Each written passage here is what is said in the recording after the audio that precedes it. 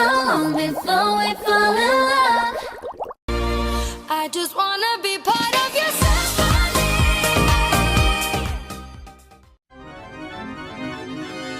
Entering my slut era. What's up, it's Jasmine back with another video. Wow, it's been another week since I've posted. That is terrible. I mean, recently I've been posting like 2 videos at a time to try to keep you guys fed, especially since my summer was ending. But trust me, it's been really busy. I went out of town for a while and I just didn't want to do edit when I'm out of town. And then school just started. So yeah, awesome, terrible, crying. But I'm just gonna warn you that there is a lot of misspellings of the word your in this video for some reason. Usually I'm super good about catching myself with them, but it was really bad. I think it's because I just had a lot going on while I was writing this, and also I'm getting way too used to writing Atsumi's accent, so there's a lot going on. So yeah, I'm just gonna shut up, and here's the video that you guys have been waiting for. It's been way too long.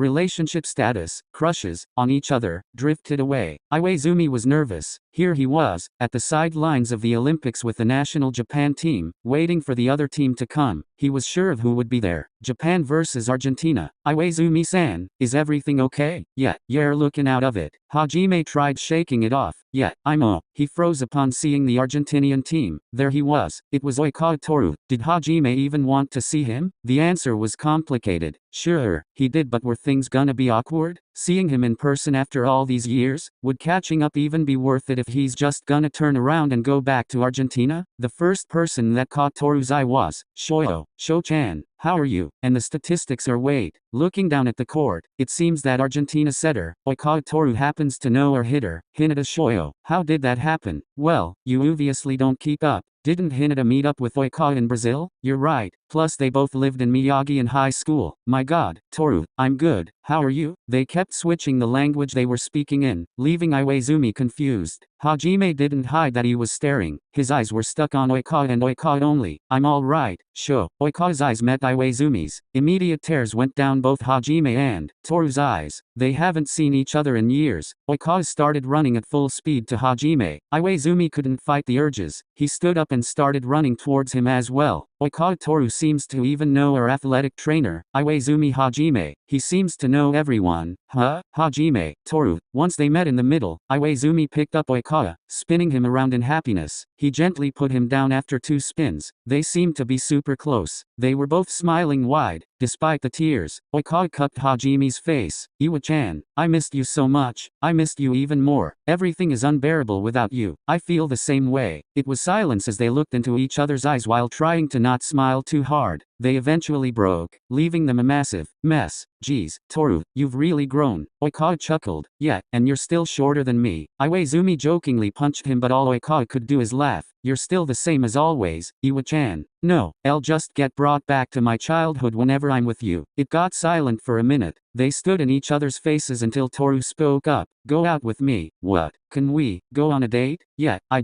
let's make up for time. I love you, Hajime. The dried up tears reactivated. They both started crying. I love you too. Toru whipped away Hajime's tears. Don't cry because of me. It's hard not to. I cannot believe Oikawa Toru is in front of my face. And I can't believe Iwaizumi Hajime is in front of my face. Oikawa's teammates were calling him back over. We'll hang out after this and I'll plan out a date for us while I'm in Japan. Okay? Hajime smiled. Okay, Toru, and at our date, I'll confess to you properly. Me too. They both chuckled a bit as Oikawa walked away. Seems like Iwaizumi got himself a date. Go warm up. Hajime yelled at them as usual, with only one difference. He was smiling, with small tears in his eyes.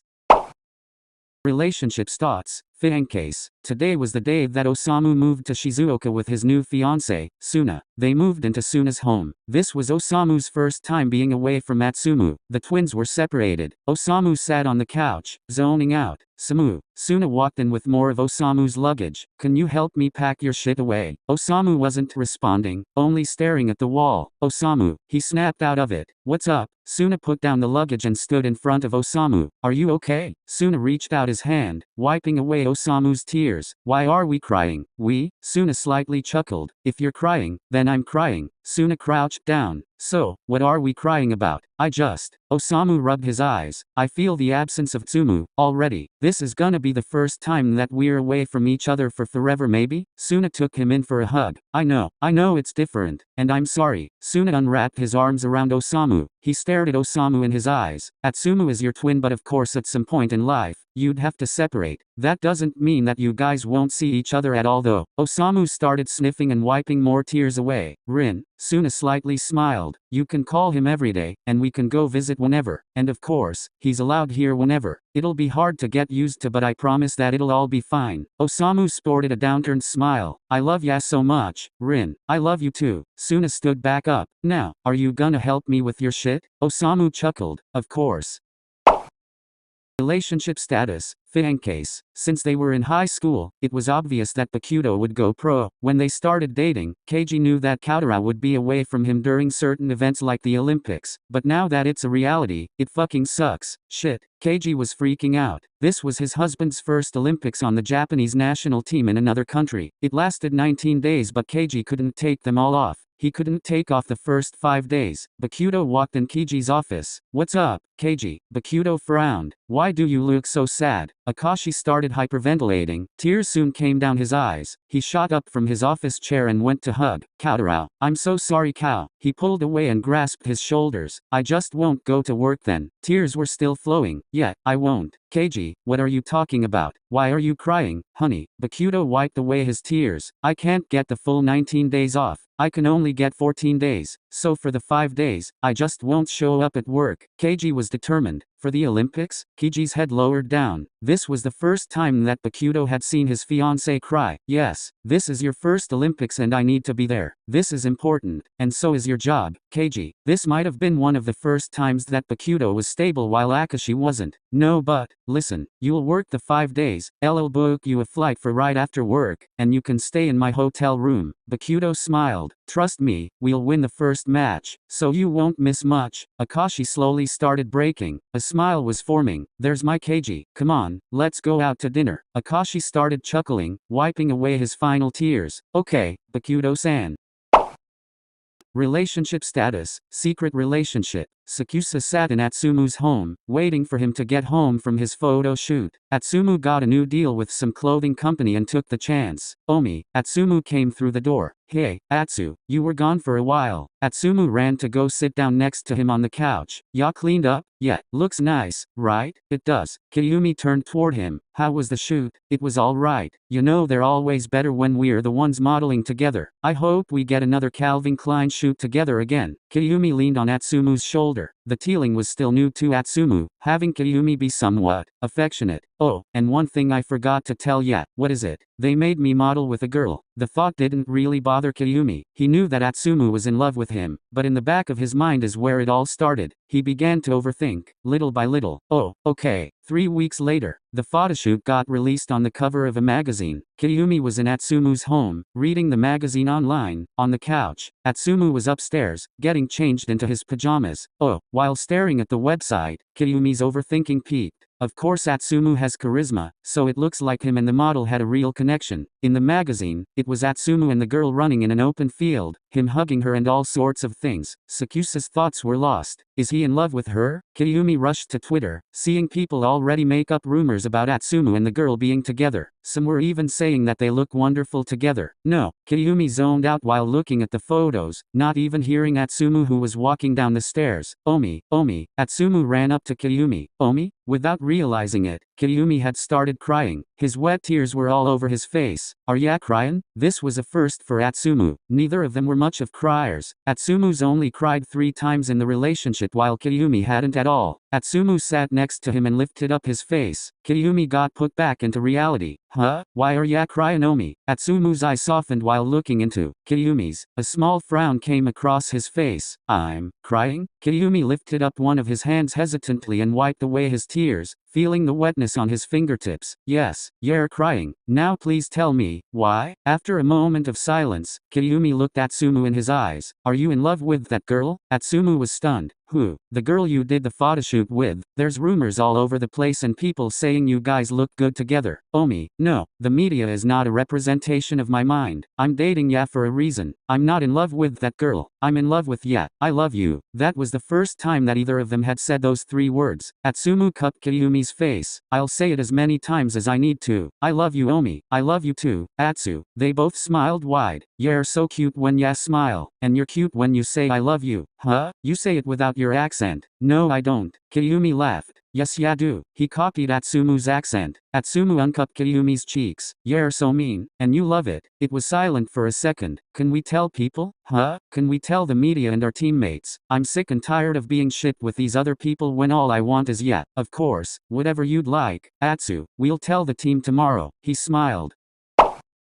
Relationship status, crushes, on each other. On MSBY's few days off, Shoyo went to Tokyo to visit his best friend and former setter, Kageyama Tobio. Without warning, Shoyo opened Tobio's front door. Tobio, Shoyo screamed out. He ran toward Kageyama, who was standing at the stove, cooking food. He attacked him from the back. Shoyo, you dumbass. Hinata was laughing as they both fell to the floor. I haven't seen you so long. How the hell did you get in my house? Shoyo dangled a key in front of his face. You gave me a spare key last time, remember? They both sat up on the floor. Sadly, I'm remembering now. Shut up. Can we go outside and play now? Volleyball? Duh, you asshat. Kageyama's eye softened as his gaze landed on Shoya's knee. This is what happens when you don't pay attention and just go full force and jump on me. Hinata looked down. He had scrapped his knee. It was bleeding. Oh shit. I'll go clean it and you go outside to set up your net in the backyard. I'll be there in a sec. Kageyama hesitatingly nodded and followed what Shoyo said. He headed outside and put up the net. There was no Hinata in sight, so he took out his volleyball and started setting against the wall. It felt like he was there forever, him against the wall. As his thoughts ran through his head, he accidentally messed up. The set didn't go against the wall. It drifted to the left. Shit. He ran over to get it, but it went off his hand wrong. Tobio, I'm ready now. Hinata's eyes focused on Kageyama, who was now sitting on the floor while holding his ring finger tight. Tobio? He gradually moved closer to him to see an unfamiliar sight. Are you crying? Kageyama covered his face in his legs. Tobio. Hinata lifted up Kageyama's head with his thumb and pointer finger. And he was right. Tobio was in fact crying. No, Hinata was genuinely worried. What's wrong? Shoyo picked up Tobio's hand that he was hiding. Tobio. Hinata caressed the finger that Kageyama was holding. Tobio, are you crying because you chipped your nail? Shoyo was holding back a laugh. He knew how seriously Tobio took care of his nails and why it might be upsetting, but it was really funny. I can tell you're laughing at me. Kageyama looked away from him. I'm not.